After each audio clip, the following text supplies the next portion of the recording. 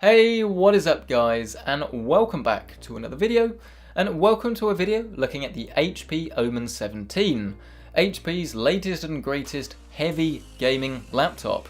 This isn't something to take with you everywhere you go and for a little bit of word processing, no. This is a serious bit of kit with a GTX 1070, a G-Sync 75Hz IPS panel, and an i7 processor. Now the price of this thing in the UK is going to vary depending on the exact model you go for, as you can equip this with a lower specs GPU and CPU, but the one I've got here rocks an i7 and a GTX 1070, and it comes in around about £1,500–1,600, but it's slightly outdated because I've got the Skylake version, whereas the new Kaby Lake version is out, but performance and battery life between those are going to be very similar. Obviously the Kaby Lake one is going to be slightly better, but this review is by no means outdated. So what is the Omen 17? Well, it's a laptop that comes in a 17-inch form factor. It is definitely quite a big boy. It's pretty thick. Putting this directly next to a mobile phone shows that it is a very thick thing. But if you consider it the fact that you can fit an entire GTX 1070 inside here, and then you think about how big a GTX 1070 is, it actually becomes a lot more impressive. And the overall design of the unit I think looks pretty good. It is very robust as well, there's not any real flex to the body. It's not what I'd call premium, as the materials used throughout are mainly plastics. You've got like a carbon fibre effect on the top of the unit, but it's really sturdy and I really appreciate that. Even the simple act of opening up the laptop, you can do this with one hand, and the hinge is really strong, and it just makes for a really great experience when you're putting this thing away and then you go to set it back up again. It does remind you that this is an expensive unit, despite the fact that it is fairly plasticky. On the inside you'll find a very familiar HP gaming style keyboard. It is backlit, but the backlight isn't very bright, and it is a red backlight, which means that while it looks cool, you start to realise after a few days of use that actually you'd prefer it to be just a normal white backlight that was a little bit brighter, so that you could see your keys more easily. The IPS display is just that, so you're going to get rich colours and wider viewing angles as opposed to something like a TN panel, but we've still got a G-Sync equipped display here, and we've still got a 75Hz refresh rate, so we're not really compromising when it comes to screen quality. Looking at the port selection on the Omen 17, we've pretty much got everything here that I would like. On the right hand side you've got the power jack next to an Ethernet socket, mini display port, and then two USB 3.1s, and then we've also got an SD reader as well. Moving towards the left hand side we've got another USB 3.1. They're all type A, there is no type C here, and that is the only thing I'd prefer to see if they'd added a Thunderbolt equipped USB 3.1. But it's not really something that most people are going to be using. And then we've got the two jacks for audio, the headphone and the microphone jack. But these are slightly noisy, and especially with the microphone jack I found that using a stereo headset, an analog stereo headset, it picked up an awful lot of static in the recordings, so you should probably be looking at getting a USB adapter or a USB headset if you do plan to do some gaming and some voice over IP on an external device.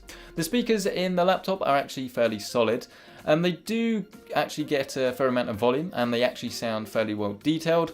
Obviously you've got to be realistic, they're never going to be truly outstanding, but they are actually better than I expected.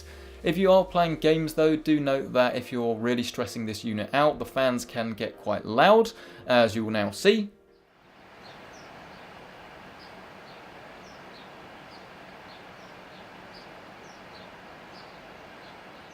But of course, if you do decide to don a pair of headphones or a headset, then you're not actually going to hear the fans at all.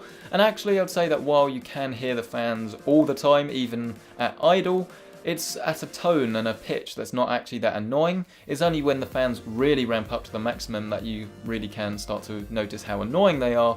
But compared to some of the other gaming laptops I've used, where it's just this horrible high-pitched whine all the time, actually I was fairly impressed. So that moves us on to actually using the laptop. Well, if you do want to use this as your day-to-day driver, you're pretty much going to want to use this as a desktop. At a desk, plug in a mouse, and then you are ready and away to go. Battery life is around about 2 to 4 hours depending on what you want to do. So if you do want to use this as somewhat more of a portable computer, then you are going to get a moderate amount of battery life here. If you're gaming, then of course it's going to be significantly less. I've done a mixture of work and games. So for my work, it's mainly been writing up reviews for trusted reviews. And the keyboard on here, it's not bad. It's definitely a lot better than some of the other ones I've used. For pretty much all my work, I found this to be absolutely fine, and I don't see many people having any real complaints. Just like the keyboard, the trackpad on the machine isn't the best out there, but it's certainly going to get you through pretty much all situations, and I didn't have any problems using it whatsoever. The screen though is a bit of a mixed bag because it's an 8-bit panel and I think it looks great. It's got wide viewing angles and it doesn't matter what you're viewing on it, it always looks pretty damn good. It's got a slight grain to it, but it's not really anything that I haven't seen before. And of course it's 1080p, which for this screen size is ideal.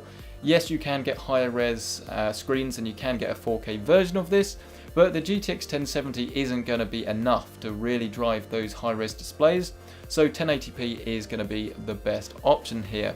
But of course, if you're doing some really sensitive photo or video editing and you need the high resolution, maybe some cam software, then yes, maybe you should look at getting the 4K version. But while there definitely is a flaw in the display of this laptop, the same cannot be said for performance. As simply put, if you equip an i7 quad-core processor with a GTX 1070, then you're going to get some serious horsepower out of this thing, and it can drive basically any game at ultra settings. It's quite impressive, and compared to the last generation of laptops, we've come such a long way, and this really isn't a compromise anymore. If you want something that you can maybe take from your home to university and then stick it in a bag, it's quite heavy, but you'll make do and then you take it between locations, that's what this thing is all about, and that's really where it excels.